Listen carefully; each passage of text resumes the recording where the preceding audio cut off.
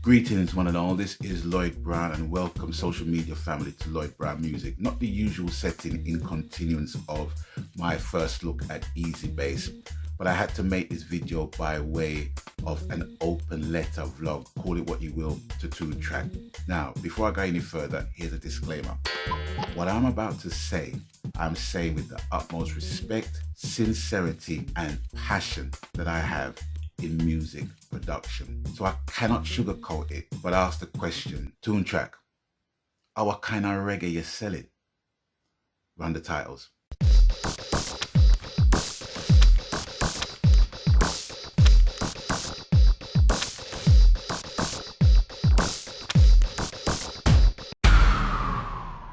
Now, before any Toontrack fanboys, of which I am one, self-certified, jumps down my throat, let me just give you a little bit of a backstory as to how Toontrack and their products just changed the game for me in terms of music production. My first introduction to Toontrack and their product was around 2004-2005 when I purchased EZDrummer and EZKeys back in the day when they were boxed. Now, EZKeys has proven to be indispensable to my songwriting needs as a music producer. Now, I am not a proficient musician, but I know what I want to hear. I don't even know certain chords, what they're called, like F minor, F sharp. I can't tell you. I have one of these conditions where I see music in colors. Now, the only chord that I know is the C chord. The C chord is red in color to me. Now, I don't know what the proper term for it is for that condition, but no doubt someone's going to tell me in the comments below. In receiving a product like this, especially a standalone product where I can write songs without having to go into a DAW, export files as MIDI and WAV to a DAW and record from there, proves to be so invaluable to me. That's why I love EZKeys products so much and their expansions as well. Absolutely love EZKeys. EZDrummer basically speaks for itself. Now, as a result of which, I investigated further and gotten into buying other kits like the Latin Percussion, Claustrophobic. And I bought the EZ Player Pro as a standalone thing so I can mix and match up my kit stem and then import it into my DAW. I've left out another kit which I'm going to present later on in the video, which is going to help make my case as to what I'm about to basically ask. So with the announcement of EZDrummer 2 and the ability to cross-grade from EZDrummer 1 to EZDrummer 2, with the addition of the release of EZDrummer's Reggae expansion, I was so hyped. So hyped. When I received EZReggae and when I actually watched accompanying product news for EZReggae on YouTube and stuff like that, I discovered that it was a couple of European guys in a studio called Rubber Dub Studios that actually done the samples for the Reggae expansion. Now, I don't have an issue with that. I don't care what color you are, what race you are, where you come from. But if you're paying homage to a genre and you're doing it halfway decent, and we can take those samples and fuse it and mold it and shape it to our respective sounds within reggae music, I'm happy with that. That was all well and good for me. So I worked with that and EZKeys and Superior Drummer, and I'm just cooking on gas. No issues whatsoever. Now fast forward to EZBass, one of the most highly anticipated plugins to be released from Toontrack. It has been asked for from the Toontrack community to the point where I didn't even realize they were even asking for that, because I was just so happy with using EZDrummer, EZKeys and Superior Drummer. That was just enough for me. Programming bass lines has not been an issue for me, coupled with the fact that I have live bass musicians coming into my sessions to play. So I had the best of both worlds, right? So I didn't really pay particular interest to the need for an EZBass plugin from Toontrack.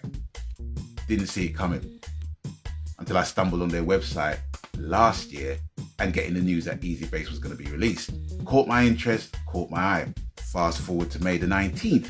The product came out, I bought the product, I installed the product, I glossed over the product, decided to make a series after I glossed over the basic functions of the plugin. So EZBass is here. It's finally here, and in my excitement, I wanted and felt the need to do a first look series. And it was a first look basic series because there's many other YouTubers that will go in depth, down and dirty with the thing and do their own version.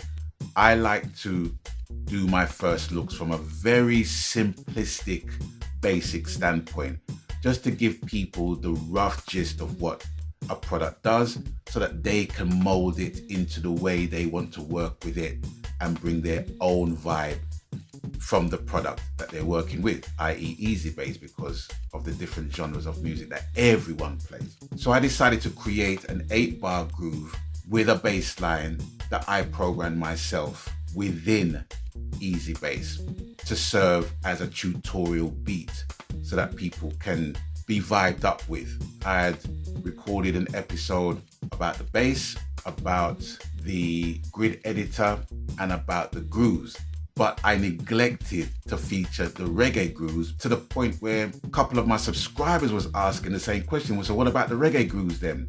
But I purposely wanted to kind of go against the grain and feature the reggae implementation with the latter two sections, which was the audio recording section and the drop MIDI section, drop rhythm section. I forgot what the tabs are basically called at this point. But I purposely wanted to kind of not feature the reggae vibe too much until those two episodes where I can feature it at some kind of depth, you know what I mean? So I decided to swat up around midnight, 1 o'clock this morning. So what I did first of all, I took a rhythm section from one of my album tracks with no bass and rendered that and dropped it into the product, and also took a drum pattern, dropped it into the product as well. And the result of which I'm going to give you in part 4 of the series. So coming back to this morning when I actually sat down to listen to the reggae grooves.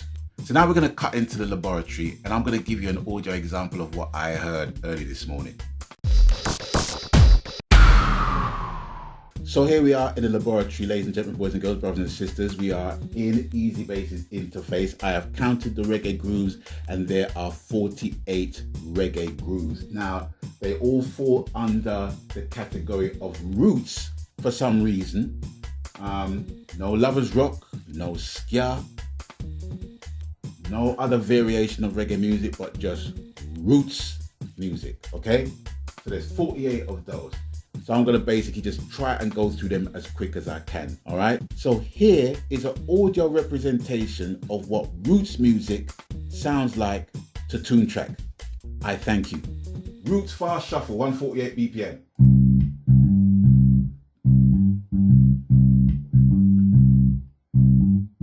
Watching the detectives. Oh, watching the All right, let's move on. All right. Roots fast shuffle, 148 again. 1/8 triplet.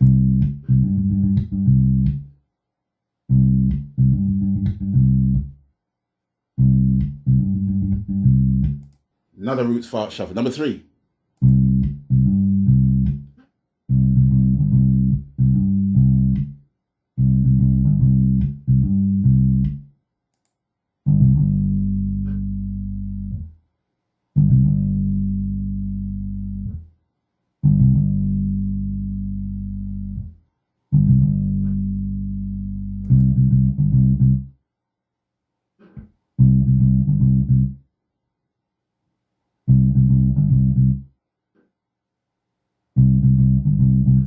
Roots sinner.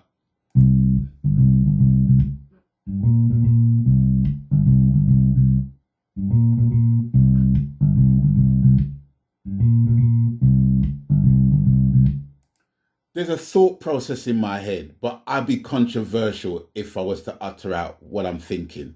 So I'm going to leave it in my head at this point. Next one.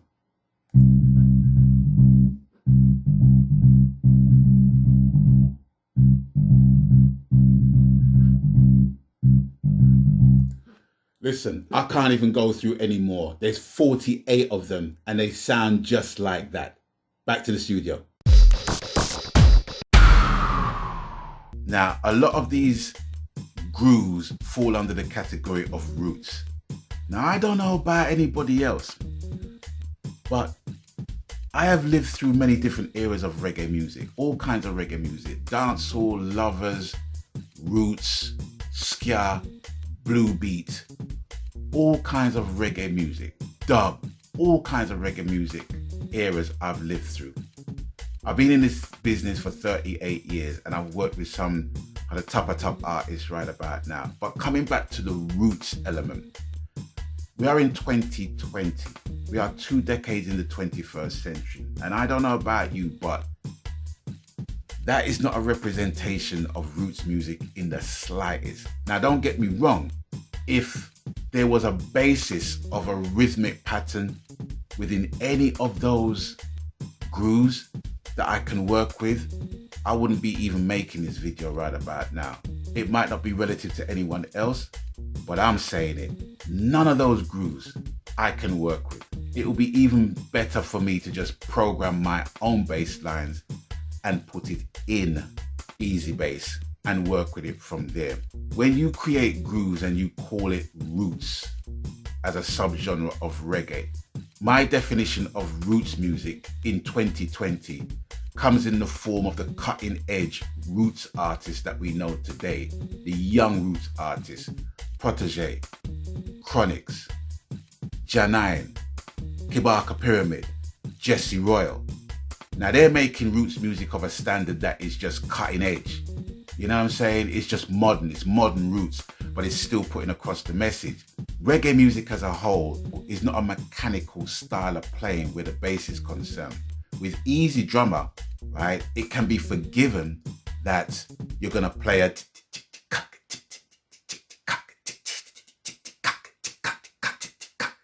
yeah, that's reggae, you know what I'm saying? It is basic form and it's something that we can mold. But you see, when it comes to bass lines, that's something else. Bass lines comes from feel, right?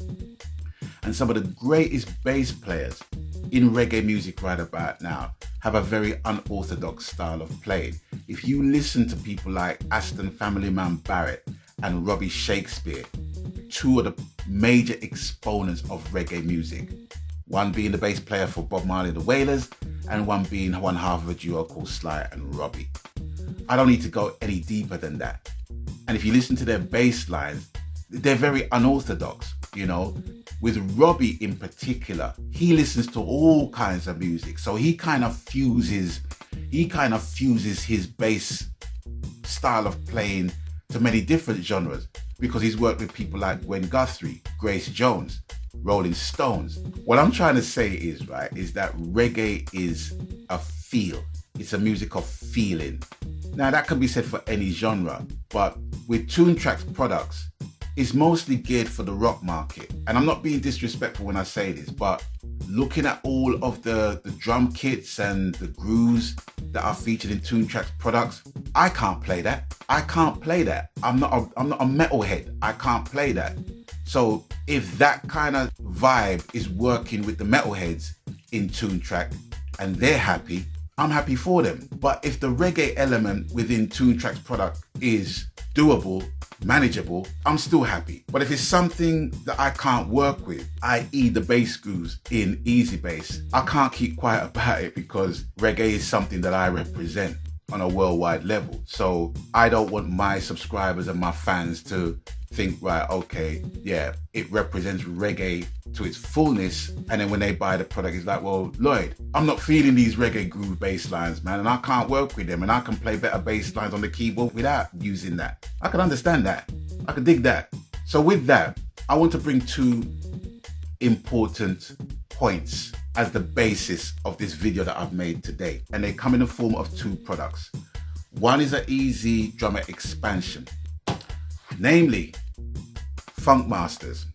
Funk Masters was sampled by Clive Stubblefield and Jabo Starks, or Jabo Starks, however you want to pronounce it. These 2 guys played with James Brown. This expansion is so dear to me because of that simple fact, because it's sampled by these 2 drummers here. The second product I want to bring to your attention is EZMix. It's a product where you have many different mixing presets that were created by some of the greatest pop rock engineers right now. Grammy nominated, Grammy winning engineers. What is the point I'm basically making? Well, the point is this. If you're committed into basically seeking two of the top funk drummers to sample funk drums, and if you're committed into linking up with some of the best engineers in the pop field, and to another point, if you're committed into linking up with some of the best heavy metal dudes in their music making, then why can't the same be done for reggae music? I don't understand. Because when I hear those grooves, it just begs the question, well, who's playing them?